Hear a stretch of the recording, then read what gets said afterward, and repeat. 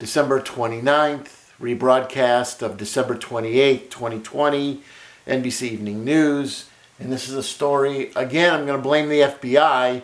This is about rape victims, and besides the trauma they suffer, they can't even get justice because not every hospital has rape kits set up or anyone qualified to actually perform a rape kit treatment for evidence. This is outrageous. This is the job of the FBI. This is literally another variation of EMTALA, E-M-T-A-L-A, where somebody goes to the ER and they cannot get the help they need and have to be sent somewhere else. The difference here is the hospital just doesn't even offer the service, and that's outrageous. How can a hospital be licensed to be a hospital or an ER and not even be able to perform a rape kit analysis or procedure within every 24-hour day? How can they not lose their licensing over that? Or how can the fine be not so great that it makes sense to have somebody on staff?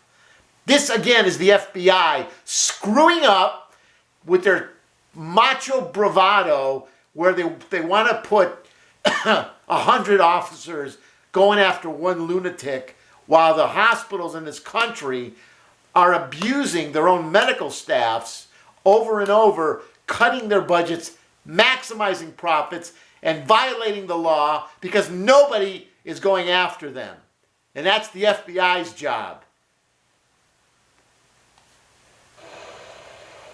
Tonight, an NBC News investigation into a disturbing reality for many women who survive rape, only to find that getting the proper medical exam is an overwhelming challenge. For more than a year, NBC's Katie Beck and our team have been reporting on this, with parts of the story shot before the COVID crisis began. Jessica Garcia finds peace on Oregon's southern shore. Brief escape from a haunting memory. A first date that turned violent. I was screaming for hours. And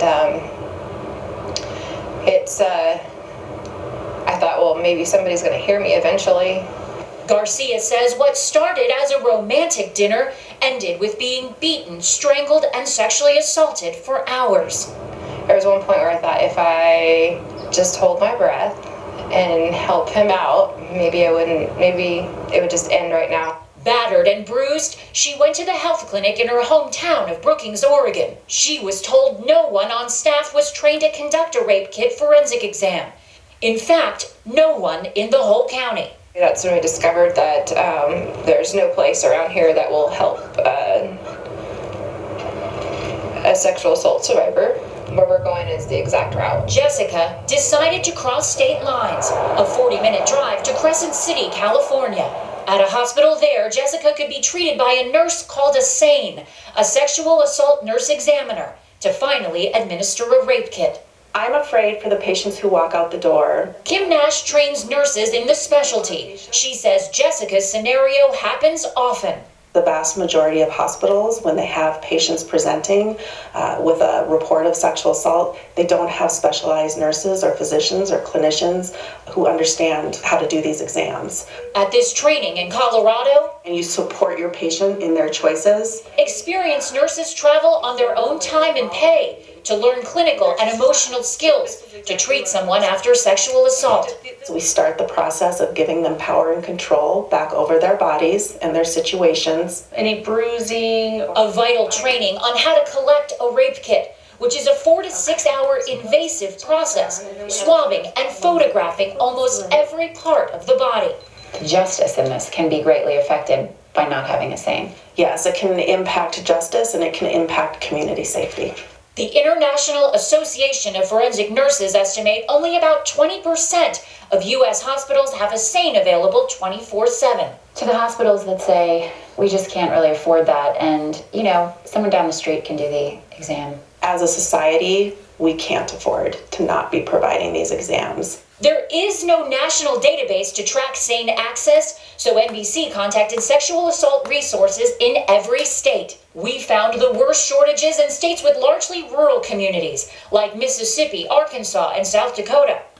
In Texas, 84% of counties are without a single one. In the Washington, D.C. metro area, the nation's 6th largest, just 9 hospitals have a SANE. I would call it a crisis.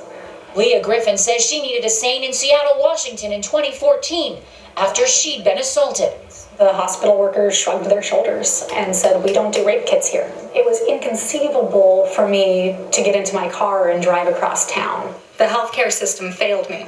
Now Griffin is lobbying Congress for the Survivors Access to Supportive Care Act. Some states already taking steps to improve access. Garcia, too, taking steps to move on, building a small business, rebuilding her life, now that her attacker is serving 50 years behind bars. We need voices. There's so many people. I'm not the only one. Instead, one of many who searched for care in their darkest hour and found a broken system. Katie Beck, NBC News, Brookings, Oregon. Again, this is the FBI's fault. I blame you, FBI. This is your area. Quit spending all your money being the big bad macho guys and letting the people in this country be repeatedly abused in the most obscene ways because you've just decided it's not your responsibility. I mean, well, how does this work? If it's one of your own, like if it's your daughter, then there's going to be justice. But if it's the rest of us, if it's our family or friends, then it's no big deal. Is that how it works, FBI? Huh? Why do we have federal laws, FBI, if you're not going to enforce them? Are you a fraud? What's your purpose? Who do you go after? Only one kind of a bad guy out there, huh?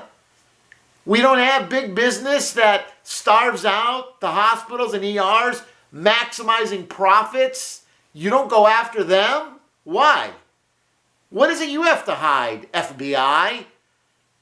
This is your turf. You should be doing something about this. And it wouldn't take very many cases to put the fear of God into everybody. That's what's so despicable. Oh, well, there's just too many to do. No, it doesn't work that way. You do a couple cases per state, you get the news media involved, and suddenly everybody's going to be freaking out because they have a reason to freak out. You have to give the business people a reason to freak out over not providing the services they should be providing. FBI, that's your job.